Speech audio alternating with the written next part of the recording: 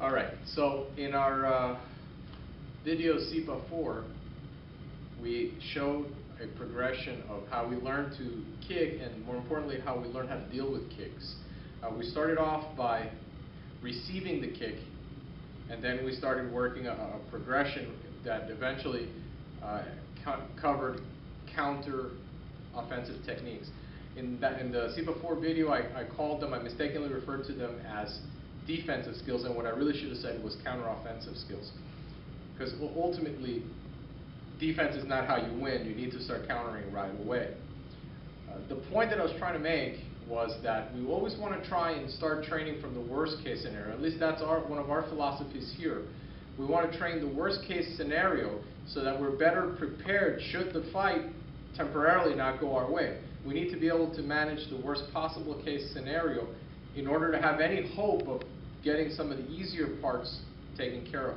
In other words, some skills are foundational, and in my personal opinion, the ability to take punishment is an integral part to becoming a complete martial artist. If you've never been hit, if you don't know how to manage that, you're not going to be an effective fighter, because the moment you hit, you're going to panic, you're going to have a problem.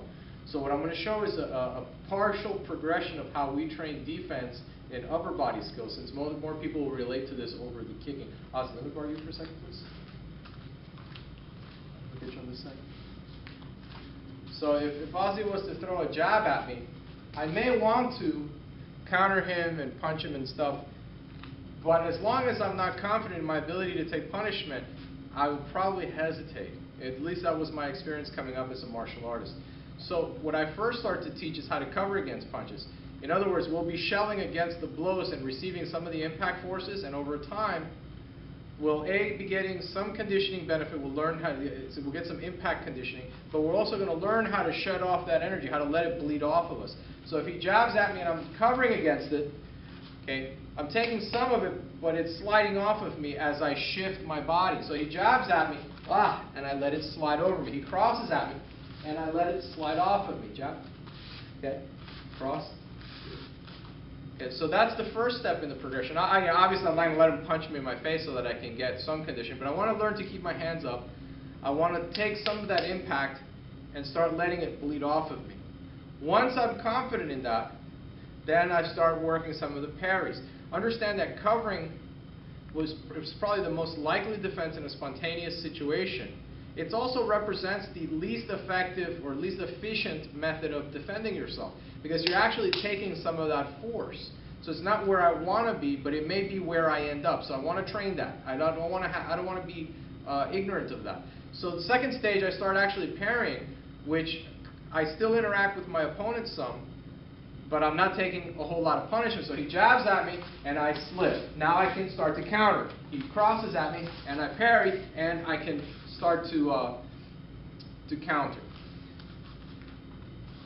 Third stage, and you start to see this more in sparring, now I'm very confident, and I can take calculated risks, and more importantly, I recognize when they're worth taking the risks.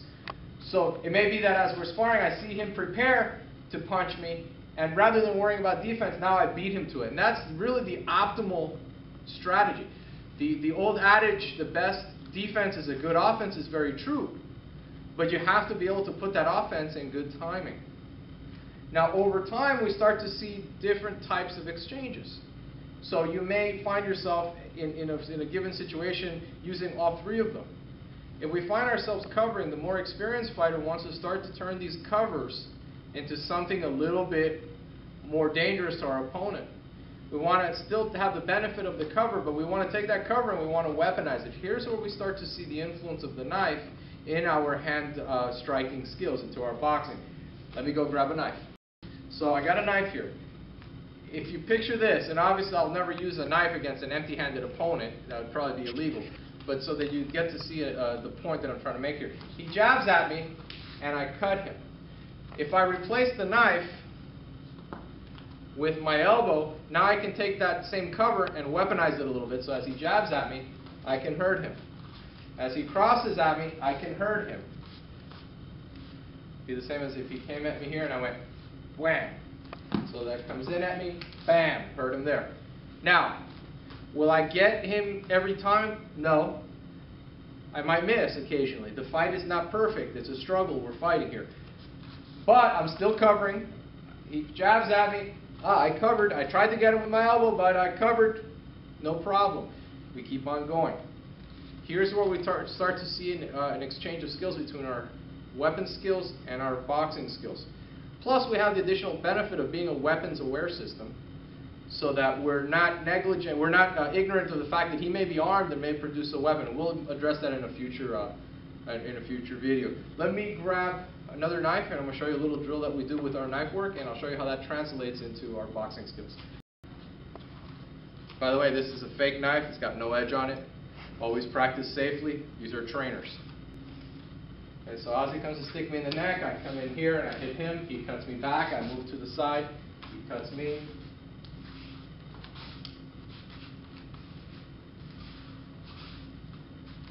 Okay. You saw me cutting on the inside and reverse grip. If he was to throw a hook at me, there's my knife cut. I cut him across the bicep using my elbow as my cutting surface. Okay. So we cut, and there's my follow-up. He throws the hook. Boom, boom. Here's where I can start putting my combinations together. Anyway, that's one way that we can integrate our weapon skills and our empty hand skills. Remember, anything that we put in our hand, whether it's a knife, whether it's a stick, a hammer, a screwdriver, simply a tool. We're the weapons. We're the weapons. These are our tools. Thank you very much for watching. Till next time, take care.